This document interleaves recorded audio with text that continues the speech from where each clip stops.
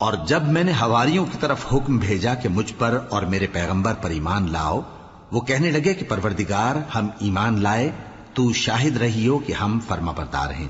وہ قصہ بھی یاد کرو جب حواریوں نے کہا کہ اے عیسیٰ ابن مریم، کیا آپ کا پروردگار ایسا کر سکتا ہے کہ ہم پر آسمان سے کھانے کا خوان نازل کرے؟ فرمایا اگر ایمان رکھتے ہو تو اللہ سے ڈرو۔ وہ بولے کہ ہماری یہ خواہش ہے کہ ہم اس میں سے کھائیں اور ہمارے دل تسلی پائیں اور ہم جان لیں کہ آپ نے ہم سے سچ کہا ہے اور ہم اس خوان کے نزول پر گواہ رہیں۔ تب عیسیٰ ابن مریم نے دعا کی کہ اے ہمارے پروردگار، ہم پر آسمان سے خوان نازل فرما کہ ہمارے لیے وہ دن عید قرار پائے، یعنی ہمارے اگلوں اور پچھلوں سب کے لیے، اور وہ تیری طرف سے نشانی ہو، اور ہمیں رزق دے اور تو بہترین رزق دینے والا ہے۔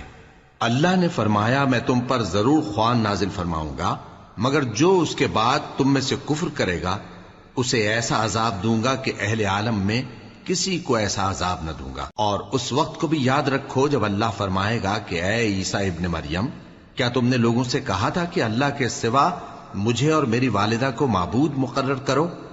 وہ کہیں گے کہ تو پاک ہے، مجھے کب شایع تھا کہ میں ایسی بات کہتا جس کا مجھے کچھ حق نہیں۔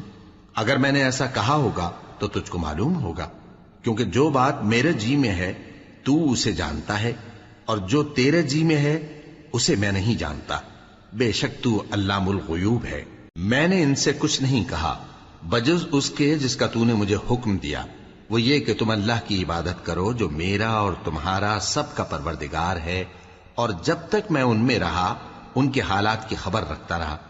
پھر جب تو نے مجھے دنیا سے اٹھا لیا تو ہی ان کا نگراں تھا، اور تو ہر چیز سے خبردار ہے۔